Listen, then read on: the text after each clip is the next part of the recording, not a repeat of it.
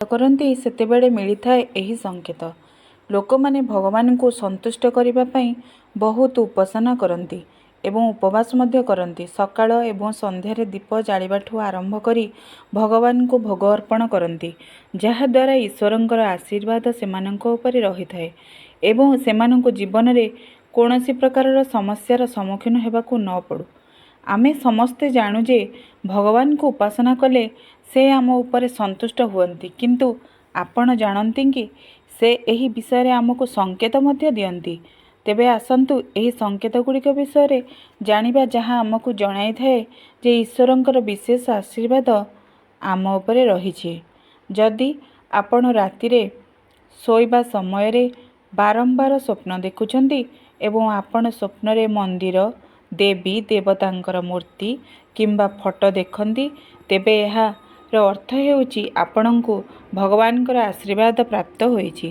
ଯଦି ଅନେକ ଥର ଏହା ଘଟେ ଯେ ଆପଣ କୌଣସି ନିଷ୍ପତ୍ତି ନେବାକୁ ଆଗକୁ ବଢ଼ିବା ବେଳେ ଆପଣଙ୍କ ମନରେ କିଛି ସନ୍ଦେହ ମଧ୍ୟ ଆସେ, ସବୁକିଛି ଠିକ୍ ହେବା ପରେ ମଧ୍ୟ ଏମିତି ଘଟେ ଯାହା ଆପଣଙ୍କୁ ସେହି ନିଷ୍ପତ୍ତି ନେବାକୁ ଅଟକାଇଥାଏ, ଏହାର ଅର୍ଥ ଏହି ଯେ ଆପଣଙ୍କ ଉପରେ କୌଣସି ଦୈବିକ ଶକ୍ତିର ଆଶୀର୍ବାଦ ରହିଛି। ଯେଉଁମାନଙ୍କ ଉପରେ ଈଶ୍ୱରଙ୍କର ଆଶୀର୍ବାଦ ଥାଏ, ସେମାନେ ଧନୀ କିମ୍ବା ଗରିବ ହୁଅନ୍ତୁ, ସେମାନଙ୍କୁ ସର୍ବତ୍ର ସମ୍ମାନ ମିଳିଥାଏ। ଯଦି କମ୍ ପରିଶ୍ରମ କରିବା ପରେ ମଧ୍ୟ କେହି ସଫଳତା ହାସଲ କରେ, ଏହା ଈଶ୍ୱରଙ୍କର ଅନୁଗ୍ରହର ସଂକେତ ଅଟେ। ଯେଉଁମାନଙ୍କ ଉପରେ ଈଶ୍ୱର ସନ୍ତୁଷ୍ଟ ହୁଅନ୍ତି, ସେମାନଙ୍କୁ ପ୍ରଭୁ ସମସ୍ତ ଅସୁବିଧାରୁ ରକ୍ଷା କରନ୍ତି। ସେମାନେ ପ୍ରତ୍ୟେକ ପରିସ୍ଥିତିରେ ଖୁସି ରୁହନ୍ତି। ସେମାନଙ୍କ ଜୀବନରେ ଯେତେ ଦୁଃଖ ହେଉନା କାହିଁକି, ସେମାନେ ସର୍ବଦା ଖୁସିରେ ରୁହନ୍ତି। ସେମାନେ କୌଣସି ସମସ୍ୟାକୁ କେବେ ବି ଭୟ କରନ୍ତି ନାହିଁ। ପ୍ରତ୍ୟେକ ଅସୁବିଧାକୁ ସେହିପରି ବ୍ୟକ୍ତିବିଶେଷ ସହଜରେ ଦୂର କରିପାରନ୍ତି। ପେଚା ଦେଖିବା ଏକ ଶୁଭ ସଂକେତ ଅଟେ। ହିନ୍ଦୁ ଧର୍ମରେ ପେଚାକୁ ଏକ ଗୁରୁତ୍ୱପୂର୍ଣ୍ଣ ମାନ୍ୟତା ଦିଆଯାଇଛି। ଏହାକୁ ଦେବୀ ଲକ୍ଷ୍ମୀଙ୍କ ବାହନ ଭାବରେ ବିବେଚନା କରାଯାଏ। ତେଣୁ ଯଦି ଆପଣ କୌଣସି ସ୍ଥାନରେ ପେଚା ଦେଖନ୍ତି, ତେବେ ଏହା ଶୁଭ ସଂକେତ ଭାବରେ ବିବେଚନା କରାଯିବ। ଯଦି କେଉଁଠି ହଠାତ୍ ଆପଣ ପେଚା ଦେଖନ୍ତି, ତେବେ ବୁଝିଯିବେ ଯେ ଶୀଘ୍ର ଦେବୀ ଲକ୍ଷ୍ମୀ ଆପଣଙ୍କ ଘରକୁ ଆସୁଛନ୍ତି। ଦେବୀ ଲକ୍ଷ୍ମୀ ଯେଉଁ ଘରକୁ ଆସନ୍ତି, ସେଠାରେ ଲୋକଙ୍କ ଖାଇବା ଅଭ୍ୟାସରେ ଏକ ପରିବର୍ତ୍ତନ ଆସିଯାଇଥାଏ। ସେମାନଙ୍କର ଖାଇବା ଅଭ୍ୟାସ ବଦଳିବା ଆରମ୍ଭ କରେ। କୁହାଯାଏ ଯେ ଏପରି ଘରେ ଲୋକମାନେ କମ୍ ଭୋକିଲା ଅନୁଭବ କରନ୍ତି। ବିଶେଷ କଥା ଏହା ହେଉଛି ଏହି ଘରର ଲୋକଙ୍କ ପାଇଁ ଖାଦ୍ୟ ମଧ୍ୟ ଯଥେଷ୍ଟ ମନେହୁଏ। ଏହା ବ୍ୟତୀତ ଏହିପରି ଘରର ଲୋକମାନେ ନିଶାଯୁକ୍ତ ଏବଂ ମାଂସାହାରୀ ଖାଦ୍ୟଠାରୁ ନିଜକୁ ଦୂରରେ ରଖିଥାନ୍ତି। ଧନର ଦେବୀ ଲକ୍ଷ୍ମୀ ସ୍ୱଚ୍ଛତାକୁ ବହୁତ ଭଲ ପାଆନ୍ତି। ଦେବୀ ଲକ୍ଷ୍ମୀ ସେହି ଘରେ ରୁହନ୍ତି ଯେଉଁଠାରେ ସବୁଆଡ଼େ ସଫା ରହିଥାଏ। ଏହା ବ୍ୟତୀତ ଘର ସଫା କରିବା ପାଇଁ ବ୍ୟବହୃତ ଝାଡ଼ୁ ମଧ୍ୟ ଦେବୀ ଲକ୍ଷ୍ମୀଙ୍କର ଅତି ପ୍ରିୟ ଅଟେ। କୁହାଯାଏ ଯେ ଯଦି ଆପଣ ସକାଳେ ଘରୁ ବାହାରକୁ ଗଲାବେଳେ କୌଣସି ଲୋକକୁ ଝାଡ଼ୁ କରୁଥିବାର ଦେଖନ୍ତି, ତେବେ ଏହା ଏକ ବହୁତ ଶୁଭ ସଂକେତ। ଶଙ୍ଖ ବାଜିବା ଶୁଭ ସଂକେତ ଅଟେ। ହିନ୍ଦୁ ଧର୍ମରେ ଶଙ୍ଖକୁ ଏକ ଗୁରୁତ୍ୱପୂର୍ଣ୍ଣ ସ୍ଥାନ ଦିଆଯାଇଛି। କେବଳ ଏତିକି ନୁହେଁ, ଶଙ୍ଖର ଶବ୍ଦ ମଧ୍ୟ ବହୁତ ଶୁଭ ବୋଲି ବିବେଚନା କରାଯାଏ। ତେଣୁ ପୂଜାପାଠ, ଯେକୌଣସି ଶୁଭ ଉତ୍ସବରେ ଶଙ୍ଖ ଫୁଙ୍କାଯାଏ। ଯଦି ଆପଣ ସକାଳୁ ଉଠିବା ପରେ ଶଙ୍ଖର ଶବ୍ଦ ଶୁଣନ୍ତି, ତେବେ ଏହା ଏକ ଭଲ ସଂକେତ ଅଟେ। ବିଶ୍ୱାସ କରାଯାଏ ଯେ ସକାଳୁ ଉଠିବା ପରେ ଶଙ୍ଖର ଶବ୍ଦ ଶୁଣିବା ଘରକୁ ଦେବୀ ଲକ୍ଷ୍ମୀଙ୍କ ଆଗମନକୁ ସୂଚିତ କରିଥାଏ ଏବଂ ଏହା ଘର ଭିତରେ ପଜିଟିଭ୍ ଏନର୍ଜି ଆଣିଥାଏ। ଲଗାତାର 3 ଦିନ ଘରୁ ବାହାରକୁ ଯିବାବେଳେ ଯଦି ଆପଣ ନୀଳକଣ୍ଠ ପକ୍ଷୀ ଦେଖନ୍ତି, ତେବେ ବୁଝିବାକୁ ହେବ ଯେ ଭଗବାନ ଆପଣଙ୍କ ଡାକ ଶୁଣିଛନ୍ତି। ଆପଣଙ୍କର କୌଣସି ବଡ଼ ଇଚ୍ଛା ଶୀଘ୍ର ପୂରଣ ହେବାକୁ ଯାଉଛି। ନୀଳକଣ୍ଠ ପକ୍ଷୀର ଦୃଶ୍ୟମାନ ହେବା ମହାଦେବଙ୍କ ଆଶୀର୍ବାଦର ସଂକେତ ଅଟେ। ଯଦି ଧଳା ଗାଈମାନେ ଆପଣଙ୍କ ଘର ସାମ୍ନାରେ ବାରମ୍ବାର ଆସିବା ଆରମ୍ଭ କରନ୍ତି କିମ୍ବା କେଉଁ ଦିନ କୌଣସି ଗାଈ ଆପଣଙ୍କ ଘର ସାମ୍ନାରେ ଆସି ତା'ର ବାଛୁରୀକୁ କ୍ଷୀର ଖାଇବାକୁ ଦିଏ, ତେବେ ଏହା ଆପଣଙ୍କ ଉପରେ ଦେବାଦେବୀଙ୍କର ଆଶୀର୍ବାଦ ଥିବାର ଏକ ସ୍ପଷ୍ଟ ସଂକେତ ଅଟେ। ଏହା ଜଣାଯାଇଛି ଯେ ଆପଣଙ୍କର ପୂଜା ଓ ପ୍ରାର୍ଥନା ସଫଳ ହୋଇଛି ଏବଂ ଆପଣଙ୍କ ଜୀବନର ସମସ୍ତ ସମସ୍ୟା ଦୂର ହେବାକୁ ଯାଉଛି। ଭଗବାନ ଆପଣଙ୍କ ସମସ୍ତ ଅସୁବିଧା ଏବଂ ଖରାପ ଦିନକୁ ସମାପ୍ତ କରିବେ। ଯଦି ଆପଣଙ୍କ ଘରର ଆଖପାଖରେ କୌଣସି ପକ୍ଷୀ ନିଜର ବସା ବାନ୍ଧିଥାଏ, ଏହା ଜଣାଯାଉଛି ଯେ ଆପଣଙ୍କର ପୂଜା ସଫଳ ହୋଇଛି। ଏହା ଘର ପାଇଁ ବହୁତ ଶୁଭ ସଂକେତ ଅଟେ। ଭୁଲରେ ମଧ୍ୟ ପକ୍ଷୀ ଓ ସେମାନଙ୍କର ବସାକୁ ଭାଙ୍ଗିବା କଥା ନୁହେଁ। ତା ବଦଳରେ ସେମାନଙ୍କ ପାଇଁ କିଛି ଖାଦ୍ୟ ଏବଂ ଜଳ ରଖନ୍ତୁ। ଯଦି ପୂଜା କରିବା ସମୟରେ ଆପଣ ଏତେ ଭାବପ୍ରବଣ ହୋଇଯାଆନ୍ତି ଯେ ଆପଣଙ୍କ ଆଖିରୁ ଲୁହ ଝରିବାକୁ ଲାଗେ, ତେବେ ଏହା ଏକ ସଂକେତ ଅଟେ ଯେ ଈଶ୍ୱର ଆପଣଙ୍କ ହୃଦୟରେ ପୀଡ଼ାକୁ ବୁଝିଛନ୍ତି।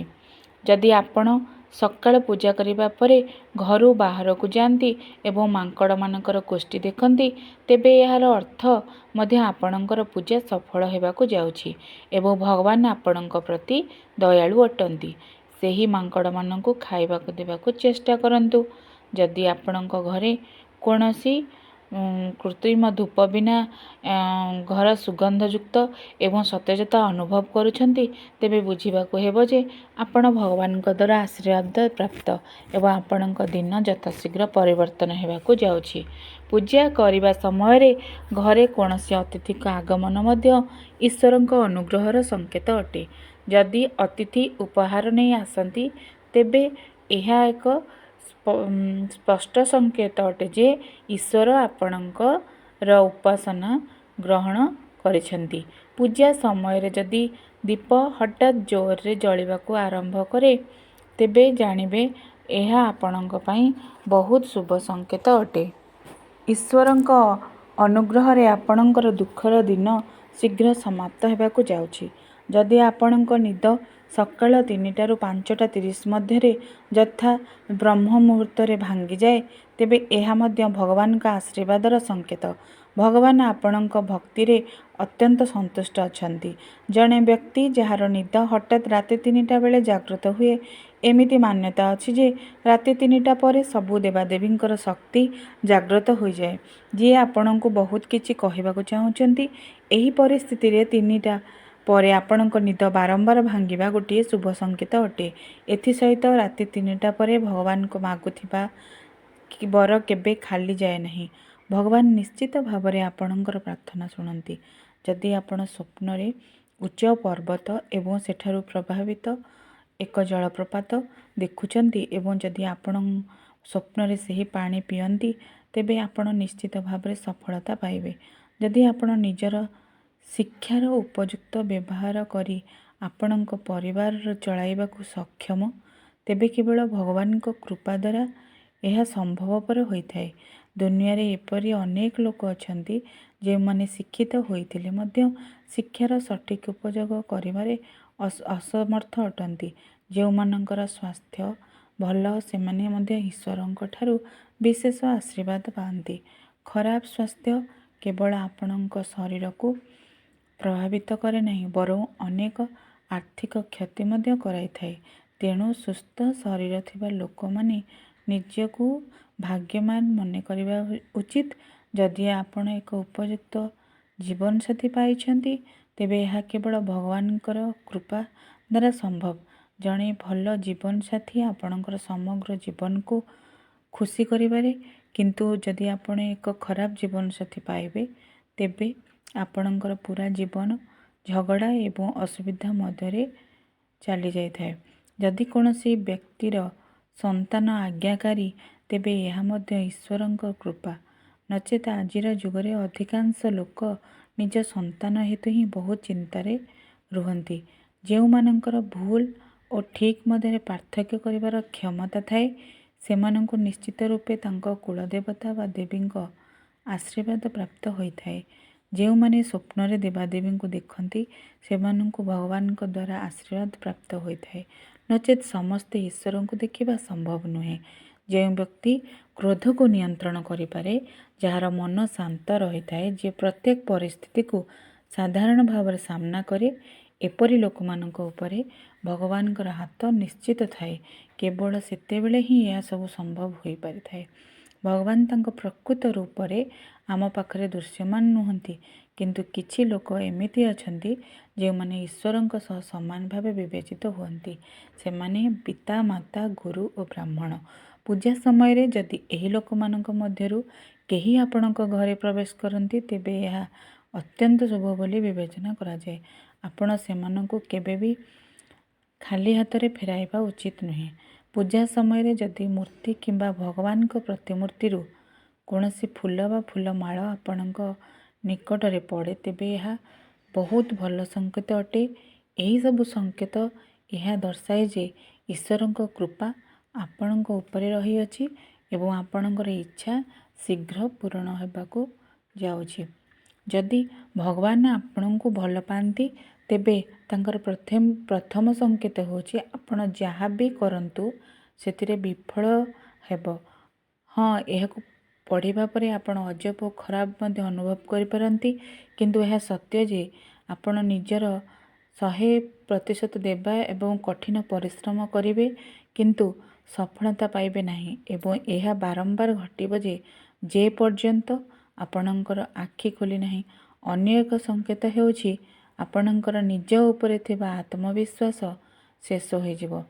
ଯେତେବେଳେ ଭଗବାନ ଆପଣଙ୍କ ସହିତ ଅଛନ୍ତି ସେତେବେଳେ ଆପଣ ସମ୍ପୂର୍ଣ୍ଣ ଏକାକୀ ଅନୁଭବ କରିବେ ଏବଂ ପରବର୍ତ୍ତୀ ସମୟରେ କ'ଣ କରିବେ ଆପଣ ଜାଣିପାରିବେ ନାହିଁ।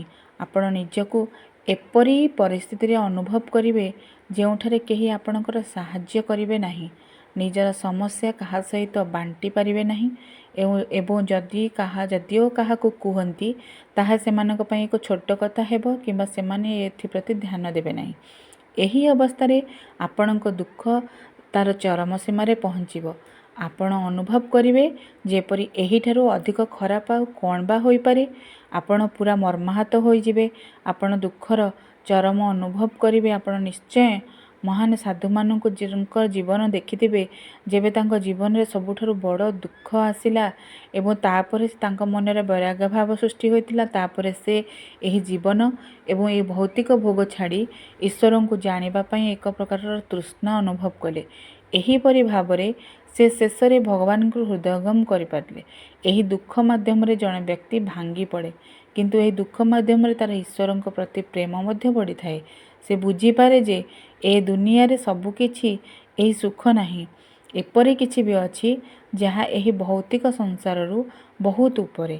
ସେ କେବଳ ଭଗବାନ ସର୍ବପ୍ରଥମେ ଆମକୁ ହାରିବା ଶିଖାନ୍ତି, କାରଣ ଯଦି ଆମେ ପରାଜୟକୁ ବୁଝିପାରିବା ନାହିଁ ତେବେ ବିଜୟର ସ୍ୱାଦ ଜାଣିବା କିପରି? ଯେତେବେଳେ ଆପଣଙ୍କର ସମସ୍ତ ଆଶା ଭାଙ୍ଗିଯିବ ସେତେବେଳେ ଆପଣଙ୍କ ଅନ୍ତରର ମନ୍ଥନ ହେବାକୁ ଲାଗେ, ଯାହା ଆପଣଙ୍କ ଭିତରର ଗୁଣ ଦୁର୍ଗୁଣର ମୂଳକୁ ବୁଝିବାକୁ ଚେଷ୍ଟା କରିବେ। ଆପଣ ଯାହା ହରାଇଛନ୍ତି କିମ୍ବା ଯେଉଁଠି ବିଫଳ ହୋଇଛନ୍ତି, କାହିଁକି ବିଫଳ ହୋଇଛନ୍ତି ତାହା ଆପଣ ବୁଝିବାକୁ ଚେଷ୍ଟା କରିବେ ଏବଂ ତାର କାରଣ ଖୋଜିବାକୁ ଆରମ୍ଭ କରିବେ। ଏହା ହେଉଛି ପ୍ରକୃଷ୍ଟ ସମୟ ଯେତେବେଳେ ଆପଣ ଆପଣଙ୍କର ବିବେକ ସହିତ ସଂଯୋଗ କରିବା ଆରମ୍ଭ କରିବେ ଏବଂ ଠିକ୍ ଏହିଠାରେ ଆପଣଙ୍କ ଜୀବନରେ ଏକ ନୂତନ ପରିବର୍ତ୍ତନ ଆସିବାକୁ ଆରମ୍ଭ ହେବ। ଏହି ଅବସ୍ଥାରେ ଆପଣ କୌଣସି ଜିନିଷରେ ବିଜୟ କିମ୍ବା ପରାଜୟର ଅନୁଭବ କରିବେ ନାହିଁ। ଏହା ହେଉଛି ସେହି ସମୟ ଯେତେବେଳେ ଆପଣ ବଦଳିଯିବେ। ଜୀବନ ପ୍ରତି ଆପଣଙ୍କର ଦୃଷ୍ଟିକୋଣ ବଦଳିଯିବ, ଯେଉଁ କାରଣରୁ ବାହାରେ ଘଟୁଥିବା ଘଟଣାଗୁଡ଼ିକ ଆପଣଙ୍କ ଉପରେ କମ୍ ପ୍ରଭାବ ପକାଇବ।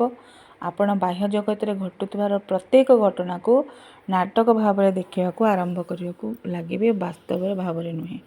ଆପଣ ନିଜକୁ ଏସବୁ ପରି ଅନୁଭବ କରିବେ। ଆପଣ ପାଇଁ ସମଗ୍ର ବିଶ୍ୱ ଏକ ନାଟକ ହେବ, ଆଉ କିଛି ନୁହେଁ। ଏହିପରି ଭିଡ଼ିଓ ଦେଖିବାକୁ ଚାହୁଁଥିଲେ ମୋ ଚ୍ୟାନେଲକୁ ଲାଇକ୍, ସେୟାର, ସବସ୍କ୍ରାଇବ୍ କରନ୍ତୁ। ଜୟ ଜଗନ୍ନାଥ।